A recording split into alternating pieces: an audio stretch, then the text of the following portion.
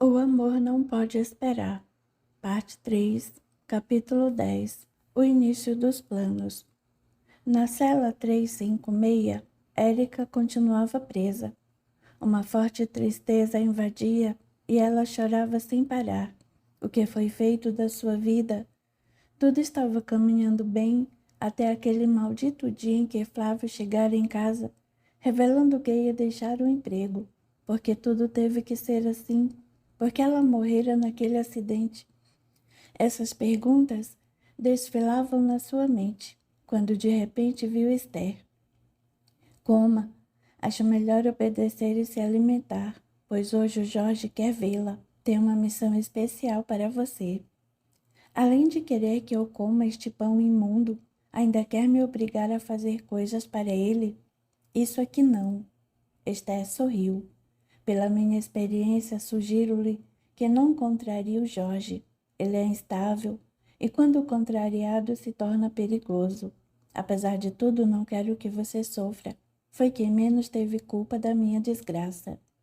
Segurando o pão que foi colocado por debaixo da cela, ela afirmou: Você sempre culpa meu marido e minha família pela sua infelicidade.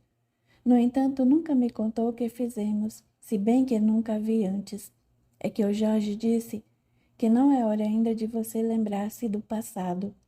Aqui na cidade do Desterro, não temos aquelas máquinas que fazem o retorno ao passado, por isso as reminiscências devem ser espontâneas. Érica começou a comer um pão mofado e sem gosto, porém sua fome é maior que seu refinado paladar. Às vezes penso que não estou morta e que tudo não passa de uma ilusão. Acho que vocês são um grupo de loucos, sequestradores e que a qualquer hora fugirei para minha casa. Esther retorquiu. Você já sabe que está morta. Não precisa se enganar. Quanto a fugir, jamais conseguirá. Sua forma de ser e aquele aborto que praticou a conduziram até aqui. Jorge tem o seu comando, porque sabe que você não é protegida dos filhos do Cordeiro. Gostaria de saber que missão é esta a que Jorge se referiu. Só na hora ele dirá. Aliás, a reunião hoje será longa. Ele mandou convocar todos os chefes dos magnetizadores e todos os diretores dos núcleos da cidade. Se mandar chamar você é porque tem algo de muito importante a fazer. As horas passaram rápidas e logo Esté apareceu toda maquiada e vestida com roupas de cores berrantes. Abriu o cadeado e saiu com Érica em direção ao pavilhão. Desceram por uma rua poeirenta e mal cheirosa. Pouco se viu o sol e o dia estava nublado. Próximo ao pavilhão se encontrava enorme fila. Esther lhe entregou uma ficha e pediu que ficasse atrás dela. Pouco a pouco, a fila bem organizada foi acabando e elas entraram no recinto. Nele havia muitas cadeiras enfileiradas, cada uma com um número. O de Érica era 278. Havia mais de 300 espíritos naquele lugar. Os semblantes e as vestes eram os mais variados. Pessoas de preto, vermelho, fogo, azul escuro cintilante eram as que mais se destacavam. Érica estava surpresa, pois nunca vira contar na Bíblia que além do túmulo existisse um local como aquele. Está curiosa, pois você ainda não viu nada. Veja como os Pisces, tão em moda na Terra, estão por aqui, mais sofisticados em lugares que os humanos nunca usaram, explicou Esther. Érica percebeu que além dos piercing, que alguns colocavam até na garganta, havia muitas pessoas tatuadas. Aqui existem tatuadores? Não. Esses espíritos que você vê, vêm do Vale dos Tatuados. Lá existem muitos tatuadores, que usam os recursos daqui para fazerem desenhos mais irados. Esther sorriu de forma macabra. De repente, um silêncio total invadiu o recinto. Todos prestaram atenção ao palco que tinha uma cortina carmim. A cortina se abriu e a figura pálida de Jorge apareceu. Trajava um terno preto e tinha na cabeça uma espécie de cartola. Seus olhos metálicos paralisavam qualquer ser humano. No átimo ele começou o discurso. Estamos aqui hoje mais uma vez para reforçarmos nossos planos. Sinto que a cada dia a terra torna-se mais nossa escrava. Quero falar aos chefes de cada uma das nossas zonas exclusivas e com algumas pessoas em particular, que logo saberão de quem se trata. Primeiro, para os magnetizadores da zona do sexo. Vocês precisam explorar mais a sensualidade perversa. Colhem-se em quem tem a tendência ao descontrole sexual e levem-nos a cometerem crimes neste setor. Vocês não podem desistir de invadir os templos religiosos que só têm fachada. Os religiosos terrenos ignorem que proibir rigorosamente o sexo é a porta aberta para várias obsessões. O homem vulgar se vê pressionado, essa pressão explode no que nós gostamos, a obsessão. Agora falo aos servidores da zona da violência, da qual a droga é nossa maior aliada.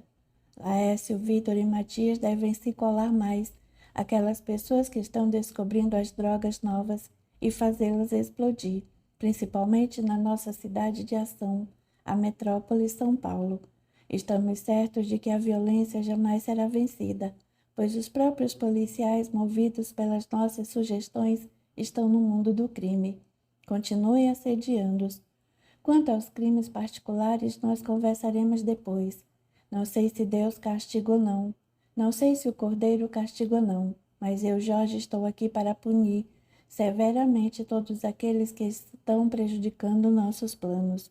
Quero a atenção dos produtores das doenças.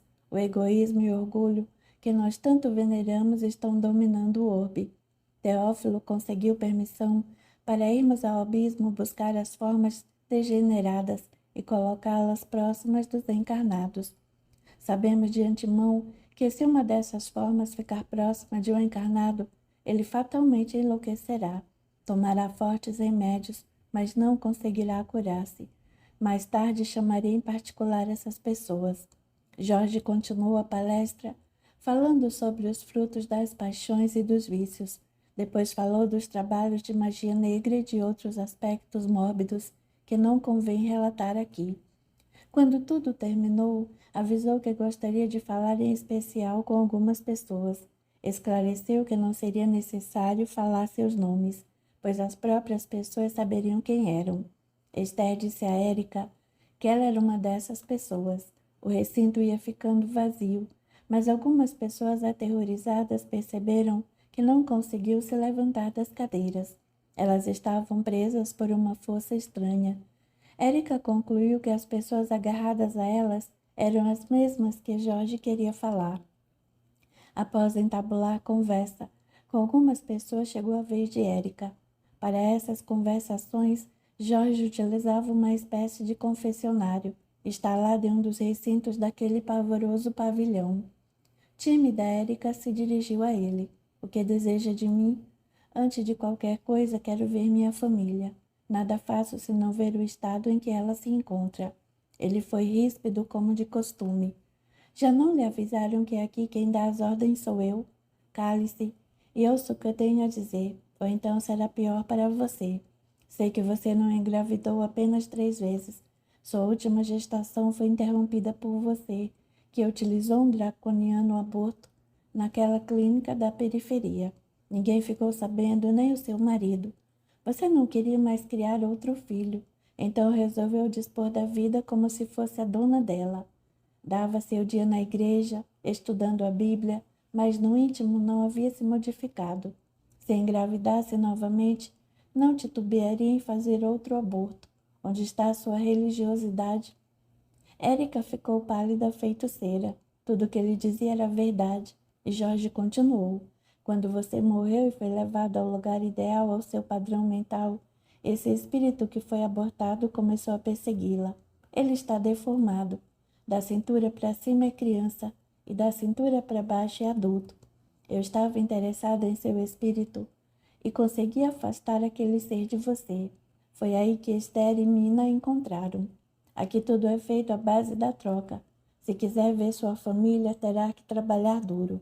Faça o que for preciso para conseguir isso. Diga logo. Jorge esboçou um sorriso de satisfação.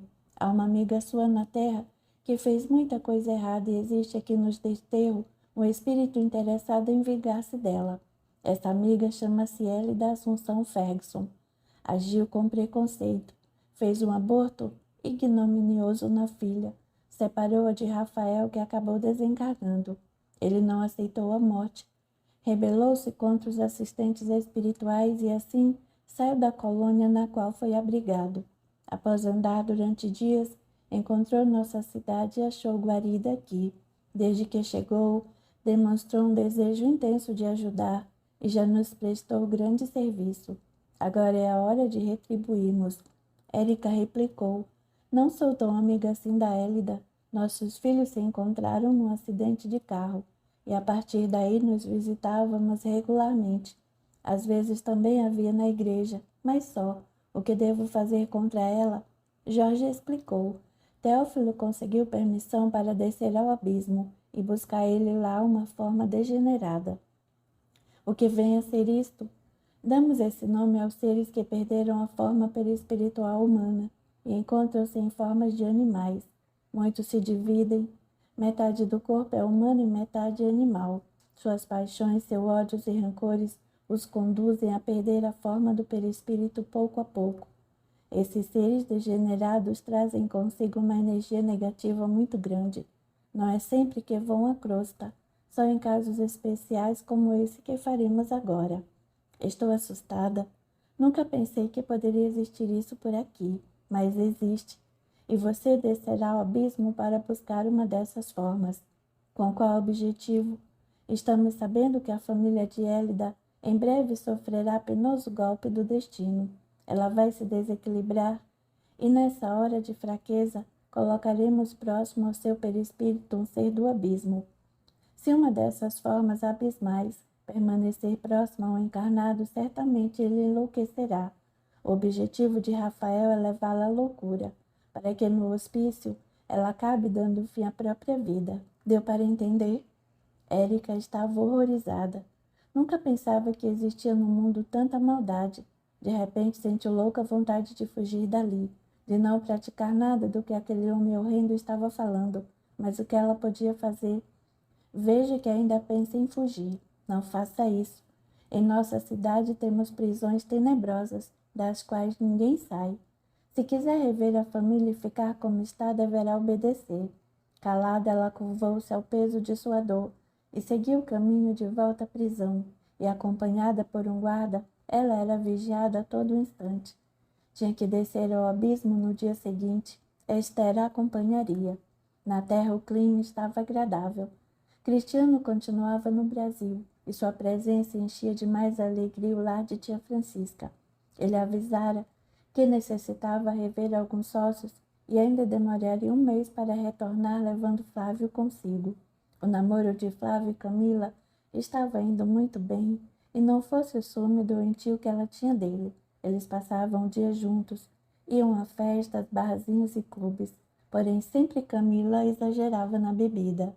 Ele, sempre compreensivo, acreditava que essa fase era passageira e que com a chegada dele ela mudaria, porém isso não aconteceu. Camila bebia mais a cada dia e qualquer olhar de uma garota para Flávio era motivo para escândalos.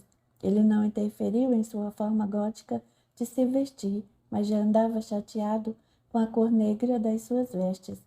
Flávio amava mais e mais e desejava ficar com ela.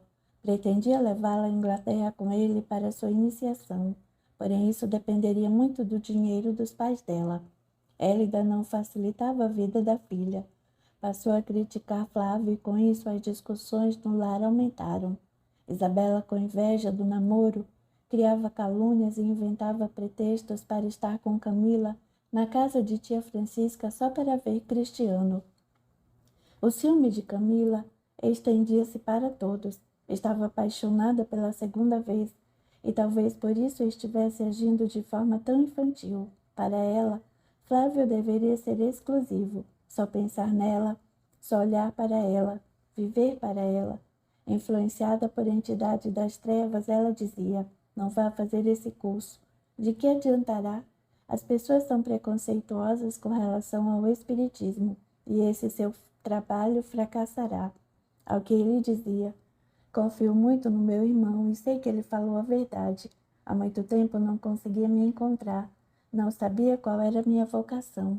Agora acredito que com esse trabalho estarei realizado. Camila, influenciada, falava sobre os preconceitos que os espíritas passavam e que certamente esse trabalho iria fracassar. Flávio não se deixava envolver e continuava em seu irredutível intento de trabalhar para a espiritualidade. Assim é que deve ser. Os trabalhadores do bem devem vencer acima de qualquer coisa o desânimo, a falta de empreendimento e o negativismo, pois agindo dessa forma, com certeza estarão sempre ligados com os amigos espirituais da luz. Capítulo 11. O destino tem suas leis. A casa de Francisca se transformou no local onde os namorados Flávio e Camila gostavam de ficar quando queriam paz e sossego. A viagem de Cristiano, que se daria logo, teve que ser adiada, pois os compromissos com os sócios do Brasil não foram rapidamente resolvidos. Havia 3 meses que ele estava no país e esse era o tempo do namoro de Camila e Flávio. Ela continuava exagerando no ciúme, tanto que Flávio evitava estar com ela em locais públicos. Aos poucos, Camila foi modificando a forma de se vestir e já se via algum colorido em algumas peças de roupas. Elida mostrava-se feliz. Aquele namoro estava modificando gradativamente a vida de Camila. Não estava preocupada com a filha, e sim com a sua reputação na sociedade. Não aguentava mais ver suas amigas ladies criticando-a, chamando-a de mãe omissa, permissiva. Agora elas não poderiam mais falar como antes. Camila se revelou extremamente apaixonada por Flávio. Naquela tarde, eles estavam na rede da casa da tia Francisca com um dos gatos siameses no colo. A certa altura ela disse, sabe, acho que se um dia eu te perder, serei capaz de cometer uma loucura. Não aguentaria essa vida sem você. Flávio sentiu uma sensação desagradável ao ouvir essas palavras e reagiu. Cristiano diz que a vida ensina independência e autossuficiência. Dessa forma você está exagerando, apegando-se a mim com muita posse. Você não gostou? Essa é minha forma de amar, talvez pelo que aconteceu comigo no passado. Não quero mais perder ninguém que amo. Acho que se minha mãe fizesse hoje comigo o que fez antes, eu a mataria. Flávio gelou. Sentiu que Camila falou aquilo com sinceridade. Camila, você me surpreende. Como pode falar uma coisa dessas? Peça perdão a Deus pelo que disse. Não peço de jeito nenhum, pois é isso mesmo que eu faria. Ela me dopou, me levou a uma clínica de abortos e tirou de mim a coisa mais preciosa que a vida tinha me dado. Hoje aprendi que só o mal pode ser vencido com o mal. Jurei que seria uma pessoa dura e inflexível e cumprirei isso em memória de Rafael. Flávio discordou. O Cristiano sempre diz que um dos piores erros que o ser humano comete é o assassinato. Diz que a vida humana é muito importante, pois se o espírito reencarnou é porque tem um programa a cumprir na Terra. Quem mata, corta essa programação e sofrerá muito por isso. Bobagem de seu irmão, que quer vir com essa onda de santo. Olha, vejo em você uma luz muito forte, disse Flávio com paixão. Por trás desse corpo gostoso, desses cabelos louros e encaracolados, há um espírito em amadurecimento. Amo muito você e não desejo mais conversar com o lado negativo da sua personalidade. Prefiro a Camila linda, alegre, empreendedora e voluntariosa, que conheci lá naquele hospital, e não esta que fica falando bobagens.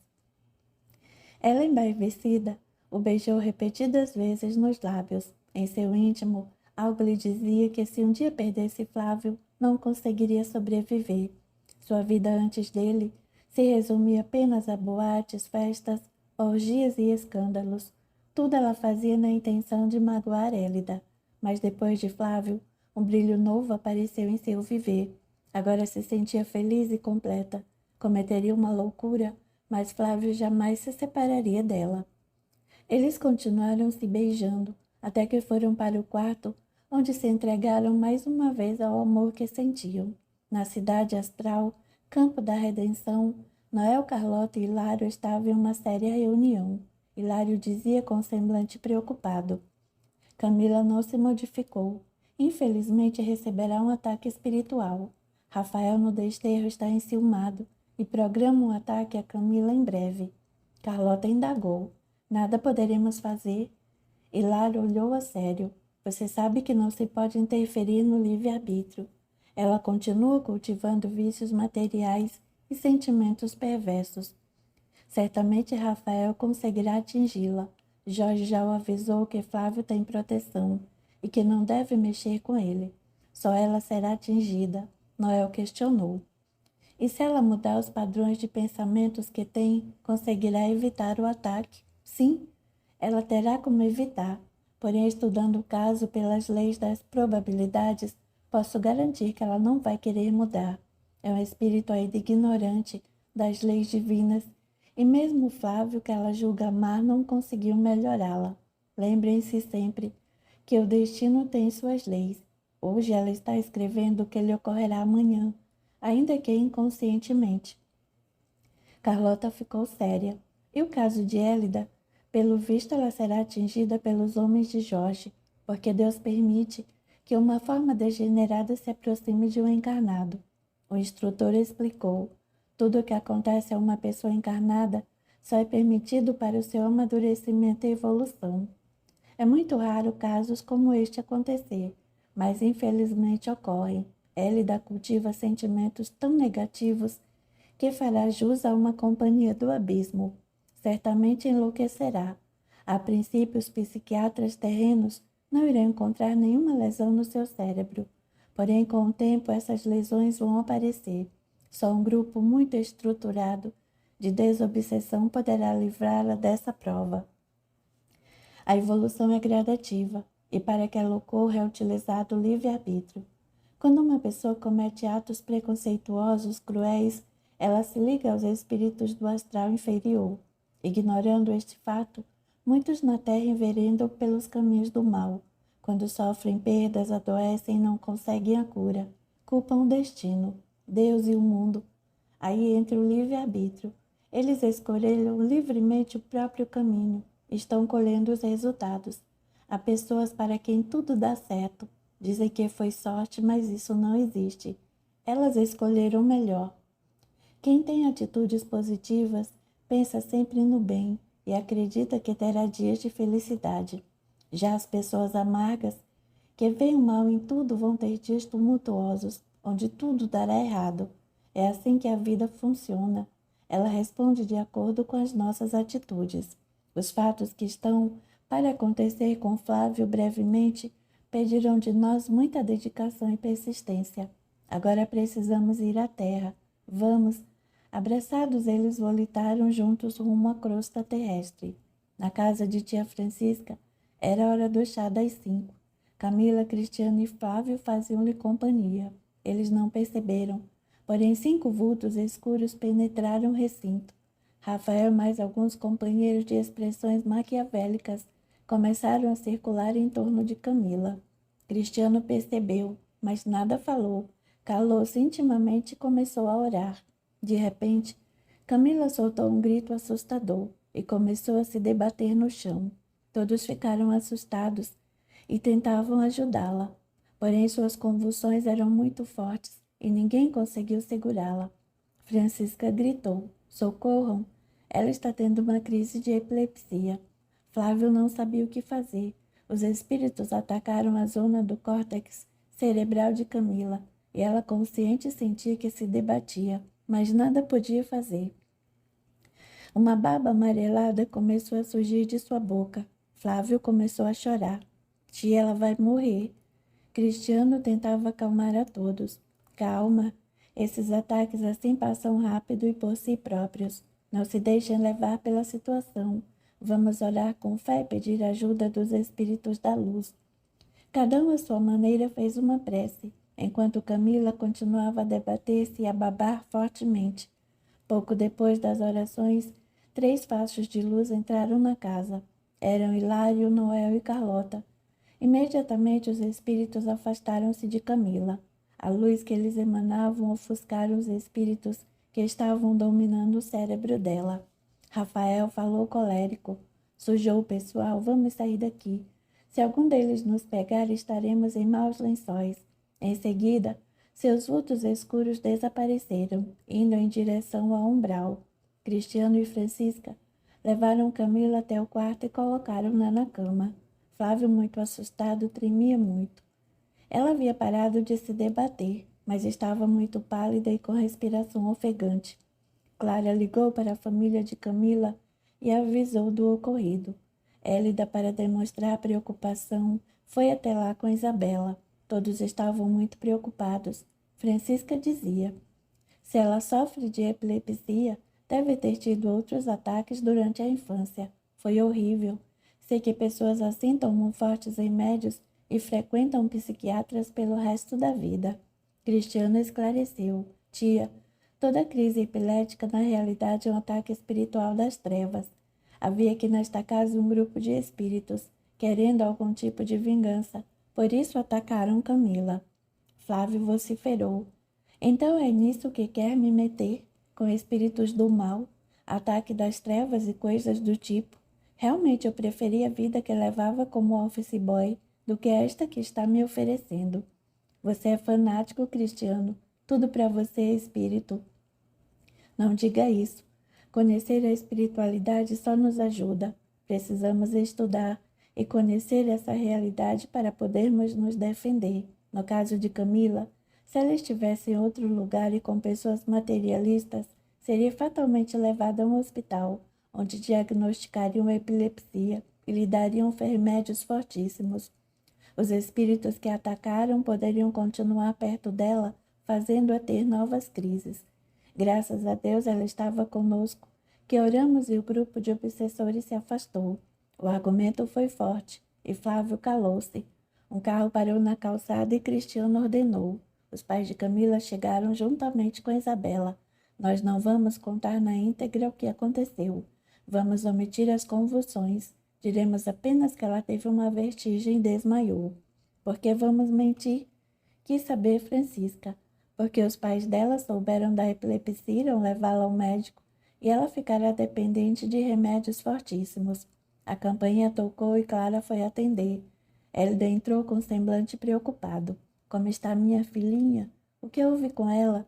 Fernanda e Isabela também perguntaram a mesma coisa. Foi Cristiano quem esclareceu. Ela agora está bem. A Clara foi um pouco exagerada ao telefone. Ela conversava conosco quando de repente sentiu-se tonta e desmaiou. Talvez seja o calor imenso que faz aqui neste país. Hélida não se deu por satisfeita. Ela nunca teve esses problemas de desmaios. Quando vai à praia nunca sentiu nada, por mais forte que fosse o calor. Fernando preocupou-se. Ela só pode estar com um problema sério. Vamos levá-la ao médico, mas antes queremos ver onde se encontra. Cristiano indicou o quarto onde ela estava. Clara havia cuidado dela, trocado sua roupa e feito a higiene necessária. Camila já estava acordando e chamava por Flávio.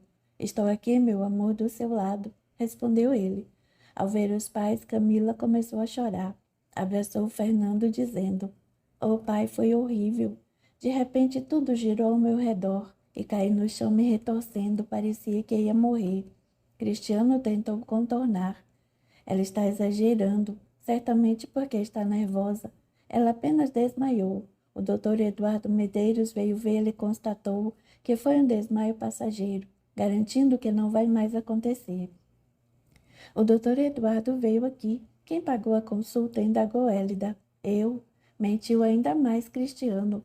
Hélida alegrou-se. Se ela já foi examinada, não há o que temer. Foi um mal súbito, como se diz por aí. Camila continuava chorando sem parar. Pai, eu vi. Aqueles homens horríveis em cima de mim. Um me segurava pela cabeça e os outros apertavam minha garganta. Francisca contornou. Não tinha homem nenhum aqui, Camila. Pergunte a Flávia, que não me deixa mentir. Foi isso mesmo, amor, estávamos sozinhos aqui. Ela parecia não acreditar e continuava com os olhos esbugalhados e muito assustada. Não sei por que eles estão mentindo, mas com certeza há um grupo de pessoas querendo me matar e eu irei à polícia. Fernando percebeu que sua filha estava muito nervosa e resolveu levá-la para casa. Querida, vamos embora descansar. Amanhã você verá o que vai fazer. Ela concordou rapidamente. E nesse instante, Cristiano chamou Isabela a outra sala. Sinto que você não gosta muito da sua irmã, mas vou lhe pedir um favor. Não deixe seus pais levar a um médico, pois realmente não é necessário. Ela, interessada que estava em tê-lo como marido, concordou prontamente. Farei como me pede, mas desejo dizer-lhe que amo muito minha irmã e seu pensamento sobre mim é errado. Sei que ela não está doente. É mais uma cena teatral que inventa para chamar a atenção de meus pais. Não diga isso. Ela sofreu um desmaio, mas já passou. Não queremos que ela vá ao médico, porque lá irão passar remédios desnecessários. Afinal, doutor Eduardo garantiu que ela está bem. Isabela aqueceu e aproveitou para convidá-lo. Não sei se em Londres as mulheres são tão atiradas quanto aqui, mas se me permite, gostaria de convidá-lo para sairmos qualquer dia desses. Por favor, não vá me negar. Ele retorquiu: pode ser. Não nego que você me atrai, mas casamento não está em meus planos, pelo menos por enquanto. Nossa, como você é sério. Não se preocupe, sairemos apenas como bons amigos. Ele concordou e ela foi chamada pelos pais que já iam se retirar. Camila não queria deixar Flávio por nada, mas sentindo que precisava descansar, resolveu ir para casa com os pais. No carro, Elida se contentava ainda mais com os comentários de Isabela a respeito de sua futura união com Cristiano. Agora sim, suas filhas seguiam o rumo certo. Jamais permitiria que um negro ou um pobre viesse a desposar uma delas. Nessa hora ela não viu, mas o vulto de Rafael a espreitava de cima do veículo. Ele dizia: breve você terá o que merece. Alguns dias depois, quando novamente reunidos na casa de tia Francisca no chá das 5, Cristiano resolveu contar a Camila as informações espirituais que recebeu sobre o seu caso. Camila começou meio sem jeito. Naquele dia, quando você desmaiou, não estava errada. Havia vários homens enforcando-a. Eles não eram seres encarnados, e sim espíritos inferiores. Ela sorriu. Você está querendo justificar uma tentativa de assassinato com essa historiazinha de espíritos? Francamente, Cristiano, pensei que você fosse mais inteligente. Até agora não entendo por que querem negar que fui atacada por bandidos. E por que os protegem? Por acaso foram ameaçados também? Flávio chegou mais perto.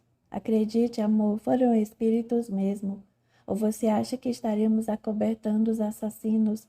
Ela, que confiava muito no namorado, olhou seriamente para Cristiano e indagou: como assim, espíritos? Cristiano explicou: isso mesmo. Vivemos rodeados por uma população de espíritos que já viveu neste mundo, porém apegados às ilusões materiais que deixaram por aqui, se recusam a seguir adiante e viver no mundo que realmente lhes pertence. Camila ouvia atenta. Sabia que Cristiano era um homem honesto e sério, por isso confiava no que ele dizia. É nessas horas que se vê como é importante a boa conduta das pessoas que trabalham com a espiritualidade. Se Cristiano fosse uma pessoa mentirosa, trapaceira e orgulhosa, ela jamais iria lhe dar crédito. Chegamos à conclusão que o exemplo é tudo e vale mais que 1000 palavras. Ele continuou: há um grupo espiritual das trevas querendo persegui-la. Não sei o motivo. Porém, Cândido, meu mentor espiritual, disse se tratar de uma falange muito bem organizada, que vive no astral inferior. Você é portadora de valiosa mediunidade de vidência. Sua crise de epilepsia demonstra que tem uma mediunidade que necessita ser educada e estudada. Ela pensou um pouco e disse: não quero saber nada sobre mediunidade, espírito e essas coisas. O que quero é me livrar desses perseguidores odientos que estão próximos de mim, e você irá me ajudar. Faça um trabalho, um despacho, alguma coisa e me livre deles o quanto antes. Se fossem vivos, eu saberia muito bem como agir. Cristiano empalideceu. Procure não pensar assim, ou estará atraindo-os ainda mais para si. Se quiser estar bem, deve mudar seus pensamentos, procurando viver numa faixa mental superior a deles. Ela parecia estar distante. De repente levantou-se e disse: tenho dentista marcado para as 18 horas e não posso me atrasar. Ninguém entendeu essa súbita decisão, mas Cristiano viu que um vulto escuro a abraçava. Camila e Flávio trocaram um longo beijo e ela saiu. Cristiano, muito intuitivo, falou: essa aí vai dar trabalho. Está resistente ao bem e disposta a fugir da espiritualidade. Não sei onde isso vai dar. Todos se recolheram para fazer uma prece àquela alma conturbada. Dirigindo seu automóvel, Camila ia pensando: se esse grupo de espíritos idiotas pensa que vai me derrotar, está enganado. Saberei como me livrar dele num só instante. Rafael e mais dois estavam no carro quando Jorge surpreendeu. Não procurem agir agora. Vamos embora daqui e deixemos que os fatos aconteçam. Pelo jeito sério de Jorge, eles viram que algo grave estava para ocorrer e logo seus vultos desapareceram em direção ao desterro. Camila andava de carro tentando procurar a casa de um pai de santo, que ela conhecia e que já havia ido lá uma vez com uma amiga. De repente, lembrou-se que era para os lados do Cambuci. Lá chegando, percebeu que o bairro crescera bastante e só perguntando conseguiria chegar até ele. Numa rua sem calçamento, ela parou o carro e desceu. Trajava-se de preto e usava botas, além de óculos escuros, e sua postura altiva impressionava as pessoas que a viam ali. Ela parou o meninote de seus 13 anos e perguntou: garoto, você pode me informar onde é a casa de pai Gildo? Sei que é por aqui. O menino disse que não sabia, e ela continuou rodando e fazendo a mesma pergunta a várias pessoas, até que uma mulher magra e desdentada disse que ela estava próxima do local. Mas só mostro a casa se a senhora me der uns trocados. Estou passando fome e preciso comprar uns pães, disse mostrando a boca sem dentes que se abria num sorriso. Camila deu dinheiro e a senhora levou-o até a casa de pai Gildo. Lá chegando, percebeu que havia muitas pessoas à sua frente, esperando para serem atendidas.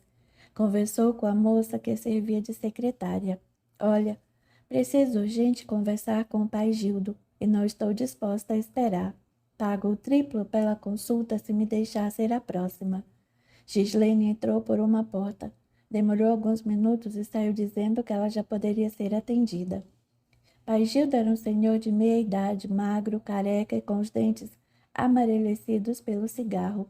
Trabalhava num local impregnado de incenso, onde ao fundo havia uma mesa com a imagem de Iemanjá e vários outros santos. Havia muitas velas acesas, um varal com várias penas pretas penduradas, muitas cruzes e o clima era um lauto opressivo. Abrindo um sorriso amarelo, ele indagou: por que a mocinha está com tanta pressa em me ver? Ela foi direta: eu vim porque quero que me livre de um grupo infernal de espírito que resolveu me prejudicar. Tive um ataque com convulsão e um amigo me disse que eram perseguidores espirituais. Quero me ver livre deles já, custe o que custar.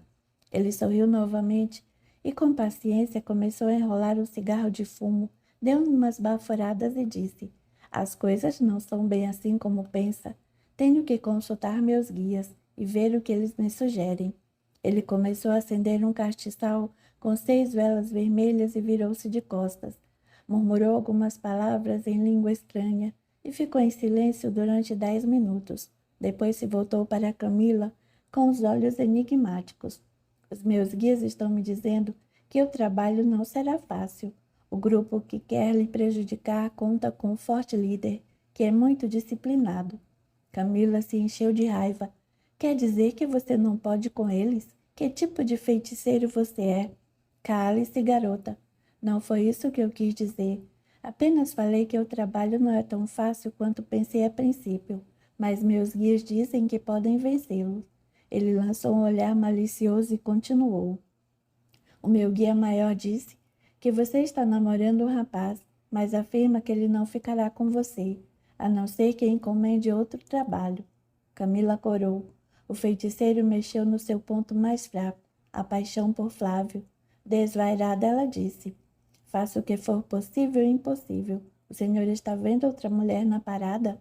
Por enquanto não, mas vejo que se você não agir logo, certamente o perderá.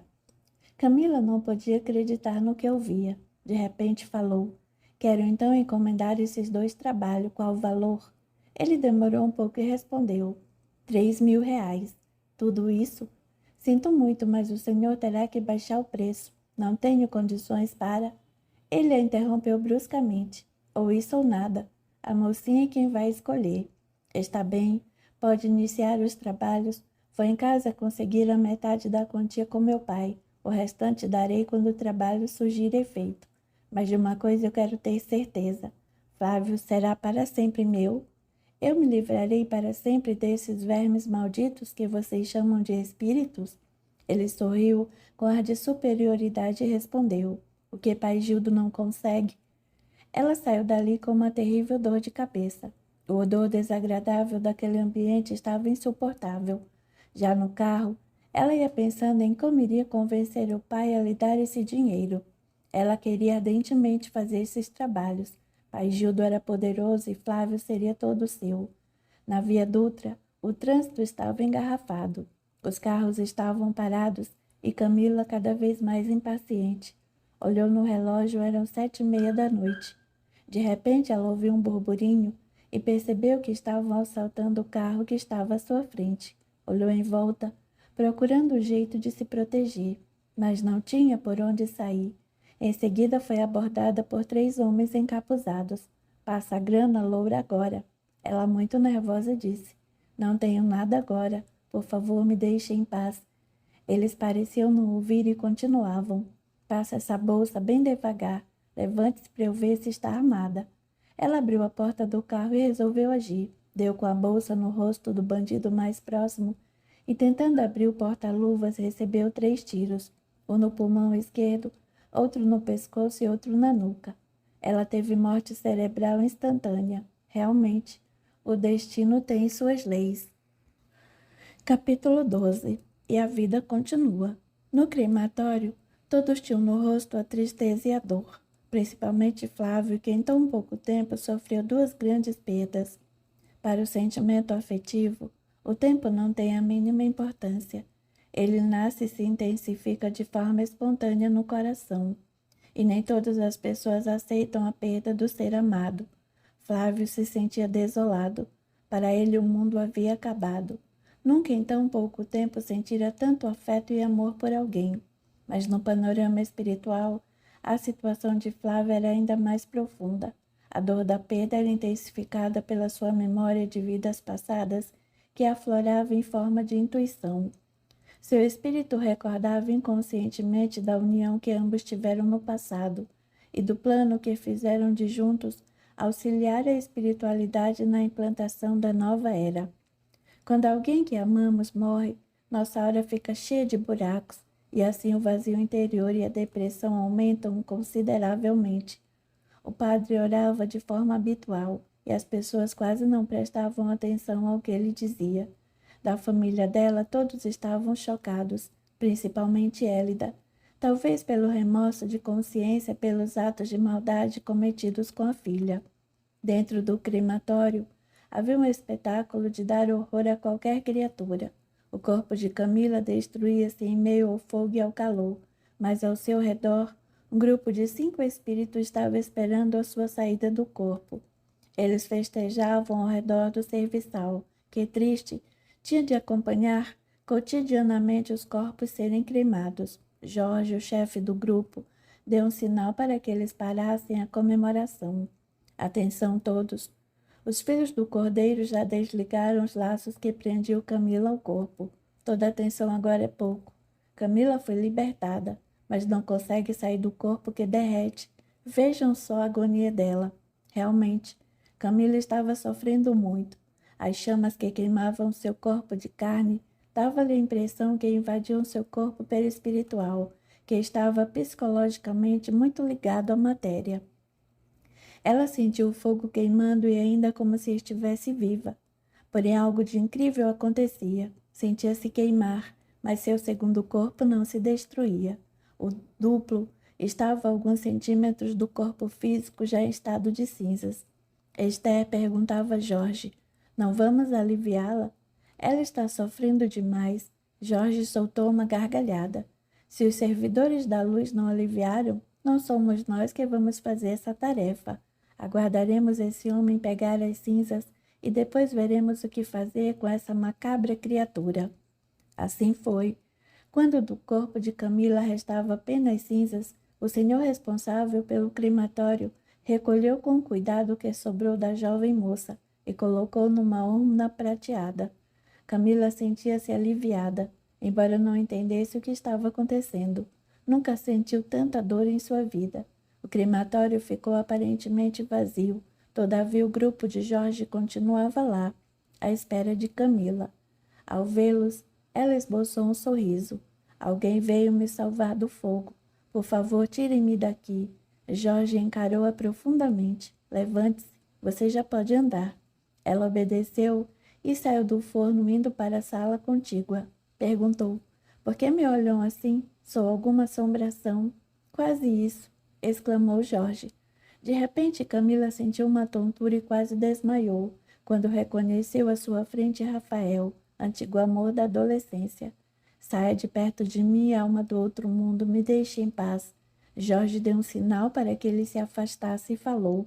É melhor acalmar-se. Lá fora está um carro à nossa disposição.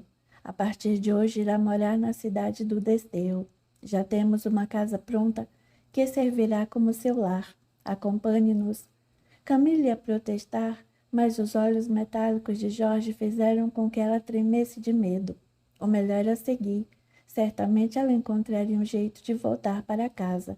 Camila estava achando que o que havia passado no crematório fora um sonho. Relutava em crer no que lhe ocorria. Apenas pensava em fugir dali.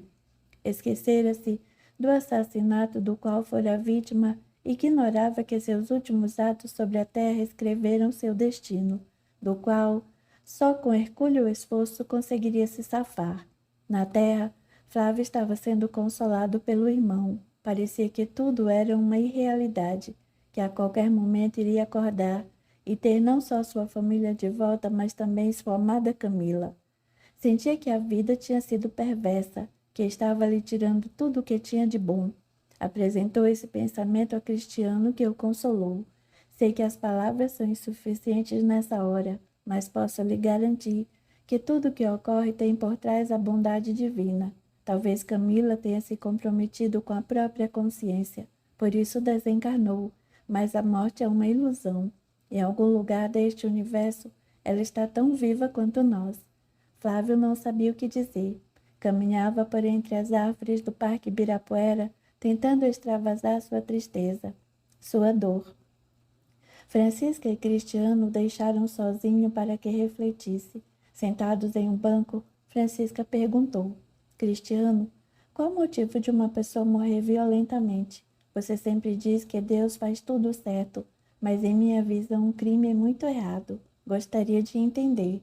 Olha, tia, Deus é infinitamente sábio e age em toda parte. Lógico está que se ele quisesse evitar um crime, certamente o faria, pois tem maior poder do que qualquer assassino. Porém, a inteligência divina não interfere no livre-arbítrio que nos deu. Um assassino é um espírito ignorante que acredita na violência para se defender e resolver seus desafios. Já o assassinado é uma pessoa que possui mais conhecimento, já pode agir de forma melhor, mas está se violentando intimamente, agindo fora do seu nível de evolução espiritual. Muito será pedido a quem muito foi dado. As leis cósmicas retardam durante certo tempo as consequências das atitudes do ignorante, esperando que ele amadureça e possa aproveitar melhor os resultados. Porém, quando temos mais consciência do bem e escolhemos o mal, a vida deixa de nos proteger e os resultados são imediatos. Você acha que foi isso que aconteceu com Camila? Sim. Ela deve ter tido uma atitude infeliz quando, por seu nível espiritual, poderia escolher melhor e assim atraiu o que lhe aconteceu. Não existe vítima. A vida faz tudo certo.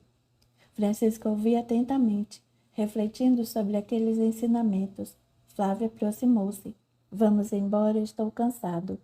Eles seguiram para casa, enquanto Noel e Carlota mais atrás comentavam.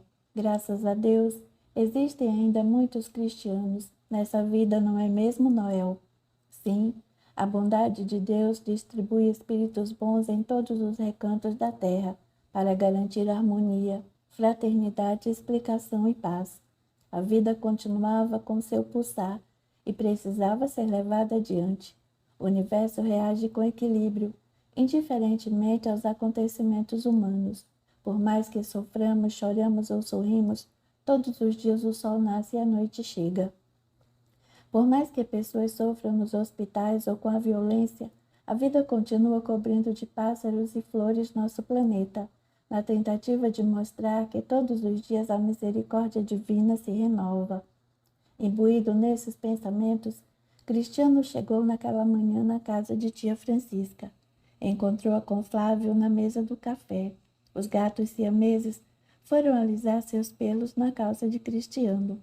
Sente-se e sirva-se, falou Francisca com doçura. Podem terminar a refeição com calma. Hoje temos muito que conversar.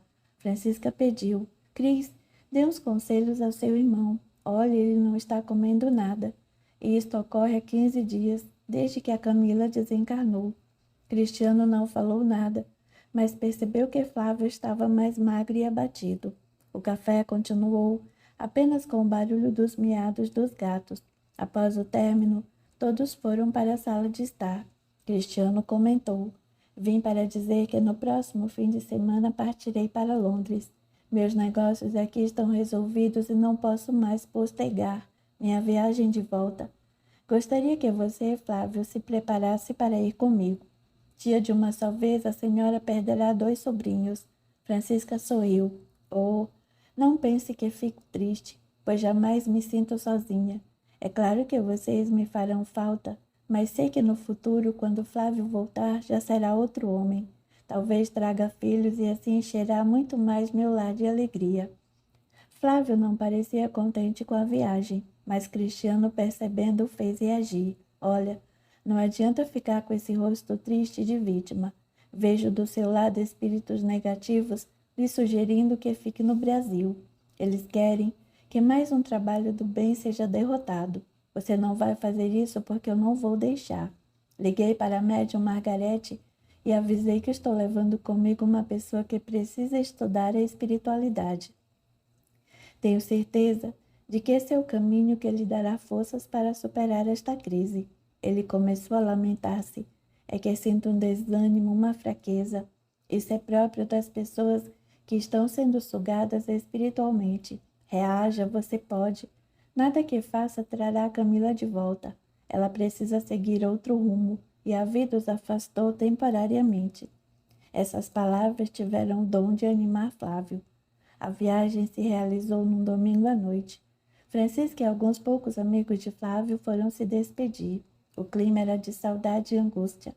Quando finalmente o avião decolou, Francisca fez uma prece de agradecimento a Deus por tudo que havia aprendido com Cristiano e pediu que ele desse uma boa viagem aos sobrinhos. Em Londres, Flávio se adaptou com extrema facilidade. Dona Margarete o recebeu com carinho e o introduziu no estudo das leis das afinidades espirituais. Esse curso, com 30 alunos, durou 1 ano. Logo após, ele estudou durante 2 anos os processos da mediunidade e pesquisou tudo o que pôde sobre o seu mediunismo específico. Aproveitou a boa vontade do irmão e conheceu todos os pontos turísticos da cidade e do país em que estava. Em 3 anos, já falava o inglês fluentemente. O 4º ano de sua estada em Londres foi dedicado ao processo de educação da mediunidade. Nesse ano, ele sentiu seu campo vibratório tornar-se mais ostensivo. Começou a sair do corpo com muita facilidade e sem perder a consciência.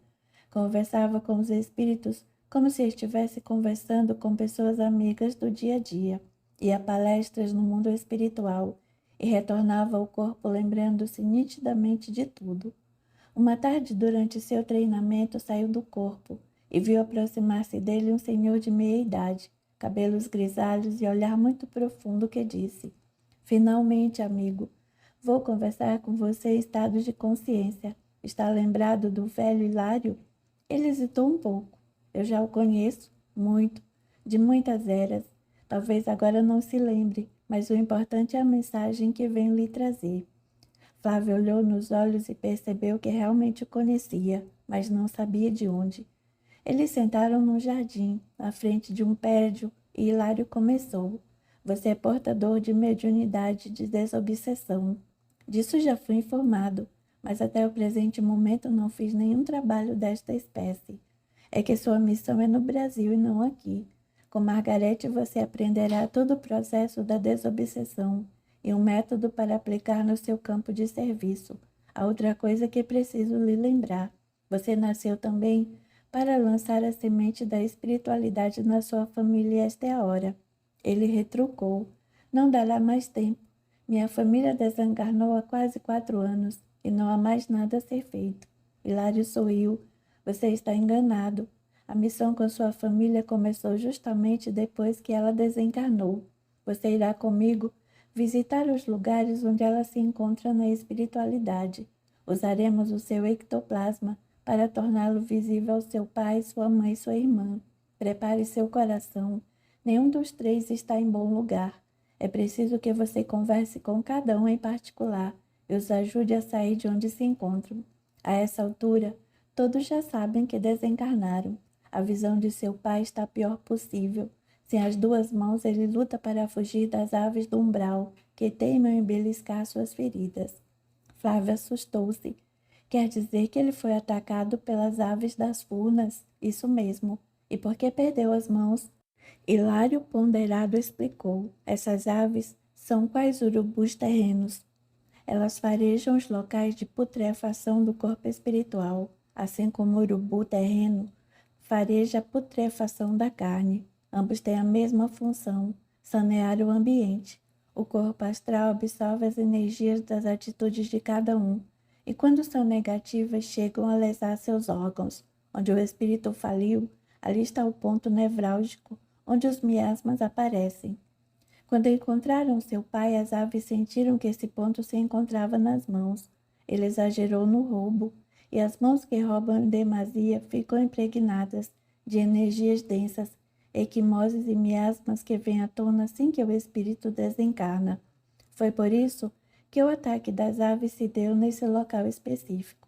Essa explicação é lógica. Acha que conseguiria auxiliá-lo? Hilário respondeu que sim com a cabeça e pegou Flávio pelo braço. Margarete percebeu que o espírito de Flávio estava fora do corpo, e para que não fosse interrompido, ela fechou a sala. Flávio e Hilário foram volitando até uma zona escura, semelhante ao Vale dos Suicidas. Ele esclareceu. Nós chamamos esse local de Furnas, pela quantidade de cavernas e buracos que aqui se encontram. As aves temidas se escondem nas cavernas, que ficam abaixo daquela serra. Apontou para Flávio uma serra feia de vegetação rasteira. Nesse momento, elas estão descansando. Flávio ficou curioso. De onde vêm essas aves? Na Terra não temos nenhuma espécie desse tipo. Sei que no astral apenas residem os animais que viveram na Terra. Hilário disse, realmente, no astral ficam apenas os espécimes de animais terrenos, e com esse grupo de aves ocorre uma exceção. Elas migram do astral inferior de um planeta ainda primitivo. Deus as mandou para que possam limpar o ambiente e aliviar os espíritos sofredores. Flávio indignou-se. Aliviar? Mas elas fazem com que sofram muito mais. Engano seu. As feridas e as equimoses, quando em excesso, limitam as ações dos espíritos em busca da melhoria íntima.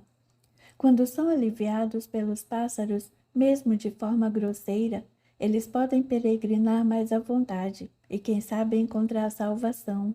Além do que, esses excessos de energias negativas prejudicam ainda mais a atmosfera das furnas, que por si só já é tão densa. Meu pai foi tão ruim a ponto de vir a sofrer tanto. Não podemos rotular ninguém dessa forma, mas o que posso garantir é que ele tinha um coração muito duro, insensível e irascível. As furnas é um lugar que favorece a mudança interior através do sofrimento. Eles caminharam mais, e ao passo que iam andando, Flávio via muitos sofredores conhecidos, políticos que foram famosos na terra, personalidades que influenciaram comportamentos viciados, e muitas pessoas desconhecidas, mas um só olhar, o do sofrimento. No charco, eles encontraram Ângelo. Sem as mãos, ele gemia muito. Flávio olhou e ele percebeu. Filho, filho meu, você veio me salvar. Ah, só você mesmo. essa alma tão bela que tanto eu critiquei durante a passagem na terra, como me arrependo de não ter aproveitado o tempo em que vivi com você. Veja como estão minhas mãos. Tire-me daqui, eu te suplico. A luz que Flávio emanava naquele lugar sombrio fazia ofuscar um pouco a visão de Ângelo.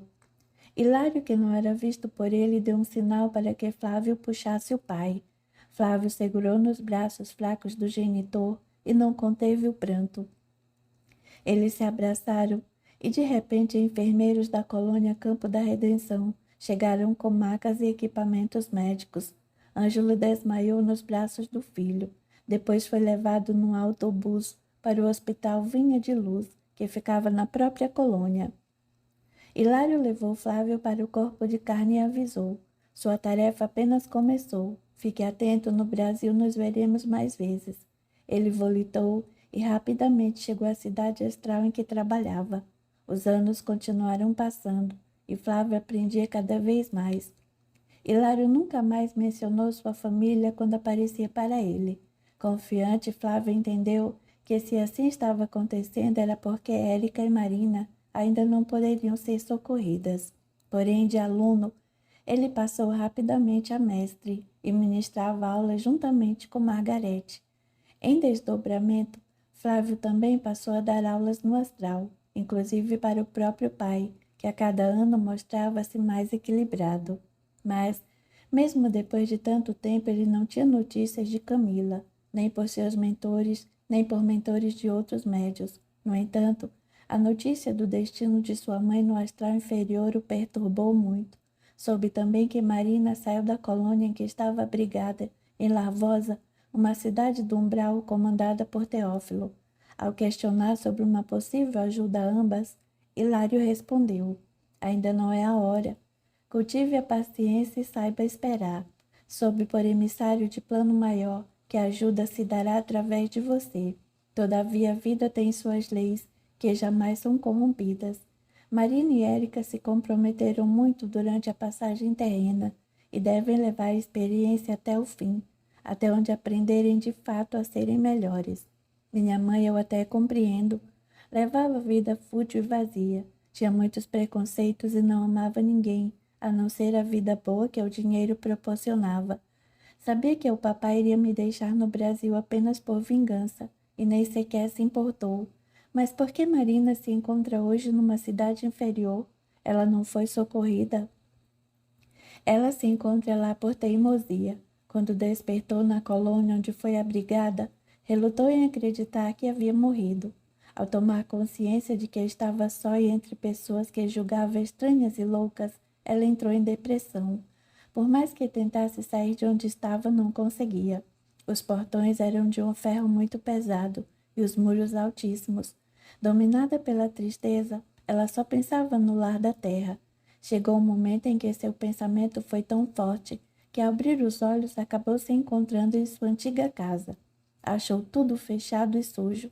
Facilmente percebeu que podia atravessar as paredes, e essa sensação a enlouqueceu ainda mais. Constatar que estava realmente morta foi um golpe muito duro, e ela perdeu os sentidos. Quando acordou, encontrou ao seu lado Teófilo, que com sua voz melodiosa e conversa fácil, acabou conquistando-a.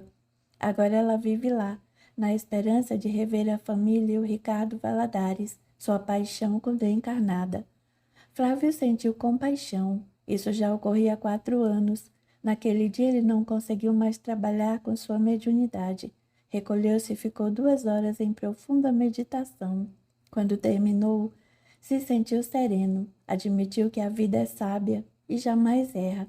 Se sua mãe e sua irmã ainda estavam naquele lugar, é porque era o melhor que podia acontecer. Capítulo 13. A vida traça novos rumos. Sempre que podia, Cristiana acompanhava Flávio em seus estudos. O curso que ele fazia era de um nível mais avançado, porém Flávio rapidamente o alcançou e ultrapassou. Isso se deu porque em sua mente subconsciente estavam os clichês de tudo quanto já tinha aprendido, tanto em vidas passadas quanto em suas passagens na erraticidade. Flávio era um espírito mais evoluído do que o irmão, e tendo conquistado maior equilíbrio espiritual, Sua ascendência sobre ele se manifestou naturalmente. Cristiano passou a consultá-lo antes de tomar qualquer decisão e acatar suas opiniões. Tudo quanto fazia passava agora pelo cunho do irmão. Os negócios de Cristiano prosperavam na Inglaterra e com eles era possível arcar com todas as despesas de Flávio, até que estivesse preparado para iniciar seu trabalho no Brasil. Uma tarde, Cristiano, em companhia de duas belas jovens, foi visitar Flávio no centro de estudos espirituais onde ele estudava. Uma aparentava ser mais velha, com tez morena escura, cabelos lisos à altura dos ombros, e a outra mais nova era morena clara, tinha lábios finos e cabelos encaracolados. Só quem as conhecia sabia de seu parentesco. Eram irmãs, muito diferentes fisicamente, demonstravam a mesma simpatia. Cristiano chamou o irmão a uma sala discreta e as apresentou. Esta é Laura, minha namorada da qual lhe falei, e esta é Anita, sua irmã. Ao olhar nos olhos de Anita, Flávio sentiu uma sensação diferente e teve a certeza de que já a conhecia de outras vidas. Cristiano notou, porém nada comentou. Flávio fitou-as admirado. Muito prazer. Vocês são diferentes, nem parecem irmãs. Como aprenderam a falar português tão bem? Anita explicou. Somos brasileiras. Estamos aqui há apenas 2 anos. Nosso pai conseguiu um ótimo emprego e nós mudamos para cá. Foi bom para Laura, que teve a chance de conhecer o Cristiano. Ela pareceu encabulada. Não repare, Anita fala demais. Cristiano interferiu. Elas têm personalidades diferentes. Enquanto Laura é tímida, Anita é o oposto. Flávio observou. Pelo brilho que vejo em seus olhos, penso que logo teremos um casamento. Você é um bruxo mesmo. Como adivinhou? Conhecemos-nos apenas 6 meses e sinto que quero viver com ela pelo resto da vida. Olhando vocês dois, sinto que nasceram um para o outro. Cristiano atalhou. Viram como ele consegue ler o que se passa dentro de cada um de nós? Foi você quem me ajudou a perceber minha sensibilidade. Mas o aluno da primeira hora superou o mestre. Pare de brincadeiras. Você sabe que eu não gosto que me chame assim. Às vezes você pede e dou minha opinião, mas jamais pretendi guiar sua vida.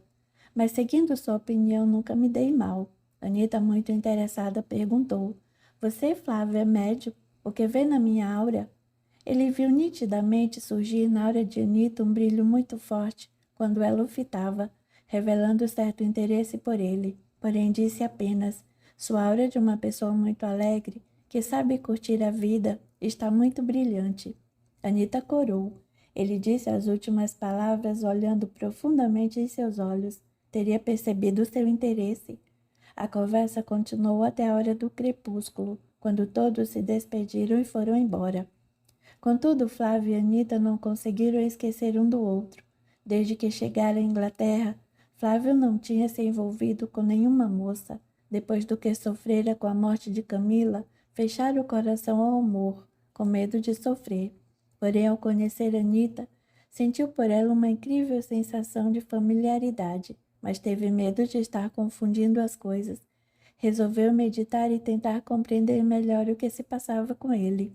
No mundo espiritual, Camila continuava escrava de Jorge. A princípio, Teófilo queria levá-la para Larvosa, mas um acordo feito com um amigo a fez permanecer no desterro. Teófilo queria ter mais uma magnetizadora, porém Jorge lhe garantiu que, trabalhando para ele, Camila faria a mesma coisa. Ela sentiu muita saudade de Flávio, e quando descobriu que estava morta, tentou vê-lo, porém Esther explicou. Flávio vive em uma sintonia acima da nossa, portanto não podemos vê-lo. Deverá conformar-se e ficar na saudade. Também não consigo ver meu marido, que já reencarnou e está protegido por uma família espírita. Eles fazem toda semana o evangelho no lar, e por isso não conseguimos nos aproximar. Aqueles malditos espíritas. Camila ficou curiosa. O Flávio ainda continua nessa de espiritismo.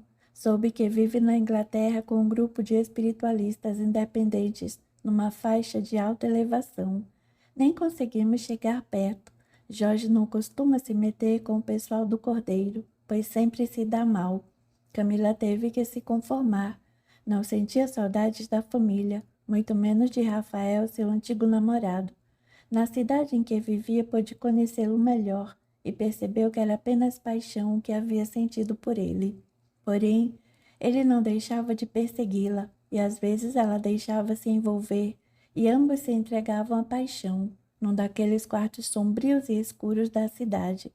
Depois que isso acontecia, Camila passava horas em depressão, e a terra sugar as libações do álcool das pessoas que se entretinham nesse vício. Fazendo isso, conseguia esquecer um pouco a insatisfação.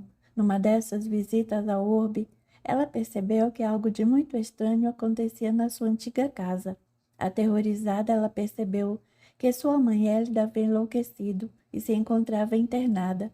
Seu pai e sua irmã não a visitavam e, de certa forma, sentiam-se aliviados por se verem livres dos problemas que ela lhes trazia. No hospício, Camila não conseguiu permanecer nem 5 minutos. Ela viu que lá havia grande quantidade de entidades em desequilíbrio, que, assim como ela, queria viver no lado obscuro da vida. Ela viu próximo à sua mãe um espírito de aparência horrível. Sentiu-se muito mal. Hélida em nada lembrava a mulher bonita e chique de antigamente. Estava com os cabelos desgrenhados, mal vestida além de babar muito. Camila fugiu logo dali, pois não desejava desequilibrar-se mais. Não estava interessada na mãe nem em seu destino. Era até bom que tivesse enlouquecido. Com o tempo, Érica deixou de ser prisioneira para ser trabalhadora de Jorge na cidade do Desterro. Em todos os anos de desencarnada, ela nunca viu a família. Soube da situação do marido, mas recusou-se a vê-lo. Marina não lhe interessava. Já Flávio e Cristiano ela não pôde nem chegar perto, devido à vibração de ambos. Por isso, conformou-se com a situação em que vivia. Passou a utilizar seus poderes para magnetizar as pessoas da Terra e tentar manipulá-las, conforme sua conveniência. Porém, de tudo o que havia visto depois da morte, jamais esqueceu da viagem que fizera ao abismo. Aquelas cenas permaneceram vivas em sua memória. Naquela noite, ao ver o grupo que Jorge convocara juntamente com Rafael para ir ao abismo, ela espantou-se. Para que tanta gente? Esther explicou. As formas degeneradas são muito pesadas. São necessários homens fortes para locomovê-las. Esses homens irão lá com essa função. Vejo Rafael, como está alegre com a vingança. Conversa e sorri sem parar. Érica olhou para Rafael, que ainda era muito jovem, e exclamou: Não entendo. Como um rapaz desse pode se comprometer dessa forma? Tenho ajudado nos trabalhos de vingança, mas noto que ninguém sai feliz de uma coisa dessas. Esther retorquiu: É porque você não sabe o que a Hélida fez. Quando chegou no astral, Rafael descobriu que Camila perdeu o bebê porque a mãe fez ela praticar um tenebroso aborto. Imagine sua raiva que ele sentiu. Além de separá-los por puro preconceito, ela cometeu esse ato draconiano com o filhinho que estava por nascer. É muito justa essa vingança. Aquela mulher merece a loucura que aguarda. Estou com muito medo, Esther, confessou Érica. Não sou acostumada a ir em lugares como o abismo. Acho que me recusarei a ir. Não desobedeça ao Jorge. Ele é muito violento. Disse que faz questão de levá-la junto para que veja do que ele é capaz. Ela estremeceu. Então irei, mas você me protegerá. Esther sorriu. Aqui ninguém protege ninguém. Se tiver alguma coisa ruim lá lhe aguardando, não sou eu quem irá salvá-la. Érica ficou apavorada, porém não tinha como deixar de obedecer. Ela percorreu junto com o grupo um longo caminho. Ao chegarem a certo ponto, já na subcrosta, todos colocaram uma espécie de óculos protetor. No limiar para o abismo, Érica sentiu que ia desfalecer. As cenas que viu eram de aterrorizar qualquer criatura. Os homens indiferentes chegaram ao local e retiraram de lá uma forma que parecia ser de uma mulher. Ela babava sem parar e tinha os olhos vidrados. Os cabelos se transformaram em uma crina e ela andava de 4 pés. Do meio da cintura para baixo, seu corpo era de cavalo e ela relinchava como se fosse mesmo um animal. Jorge chamou Érica a um canto e disse: Essa aí foi uma antiga criminosa que chegou a esse estado por sugestão de um espírito vingativo. traz nas costas mais de 100 crimes e o remorso torturante. Sem remédio, a levou pouco a pouco a se transformar nisso que vê aí. Agora está completamente louca. Colaremos essa espécime no corpo de Élida, que bem merece. Ela implorou.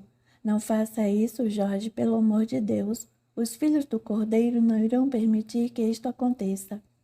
Jorge deu uma gargalhada. Élida não tem proteção dos filhos do Cordeiro. É ambiciosa, má, perversa, crítica e maledicente. Vive num mundo de fantasias e ilusões, porque acha que iremos atingi-la. Se fosse uma pessoa voltada ao bem, jamais conseguiríamos esse intento. Os homens fortes abriram uma jaula e prenderam a forma tenebrosa, dentro com muita violência. O caminho de volta pareceu mais rápido, porém eles não descansaram. Foram direto para a mansão dos Assunção Ferguson. Encontraram Élida no trocador, aprontando-se para sair. O quarto era luxuoso e muito bem decorado. Rapidamente os homens ligaram alguns fios energéticos, que Érica não entendeu de onde vinham, no cerebelo de Élida. Em seguida abriram a jaula e soltaram no recinto a forma meio humana, meio animal. Érica percebeu que os fios vinham da entidade e esperou aflito o que ocorreria. De repente, Élida sentiu ligeira tontura. Olhou no relógio e percebeu que já eram 8 horas da noite. Sem saber por quê, começou a se sentir nervosa e angustiada. Uma sensação de apreensão a invadiu e ela começou a suar fino na testa. Pôde ver claramente a forma degenerada próxima ao seu corpo e deu um grito de horror. Gritou alto e muito forte. Repetidas vezes, Isabela e Fernando apareceram no quarto e ela pediu chorando. Tirem-na daqui, eu lhe suplico. Tirem-na. O marido protestou. Não há nada aqui, Élida, o quarto está vazio. Rafael ria de felicidade. A mulher maldosa e preconceituosa virara um farrapo humano. Ela insistia que havia um monstro no quarto, mas Fernando repetia que não havia nada lá. Isabela dizia a mesma coisa, porém ninguém conseguia contê-la. Sentindo-se perseguida, Élida começou a correr pela grande casa. Por mais que tentasse, não conseguia se livrar do ser monstruoso que estava ligado ao seu corpo. Aonde ia o ser urrando e babando acompanhava. Ela acabou sendo levada ao psiquiatra, que diagnosticou esquizofrenia paranoide. O Dr. Francisco disse que casos assim eram comuns e que poderiam ser medicados em casa. Ela não apresentava lesões no cérebro, porém o médico explicou que todos os sintomas eram de uma esquizofrenia e certamente a lesão deveria estar em uma zona específica que os exames não conseguiram identificar. Era uma explicação confusa. Na realidade, o Dr. Francisco não entendia como uma pessoa com esses sintomas não apresentava nenhuma lesão. Élida tomava 16 comprimidos por dia, mas não melhorou. Pelo contrário, os medicamentos agravaram seu estado. Ela passou a andar nua pela casa e pela rua. Fernanda e Isabela optaram pela internação que ocorreu com Élida numa camisa de força. Érica não conseguia entender como podia existir tanta maldade no mundo. Não entendia como uma mulher bondosa e religiosa como Élida pudesse terminar naquele estado. Com esses pensamentos, resolveu se recolher. Pelo amanhecer, trabalharia mais.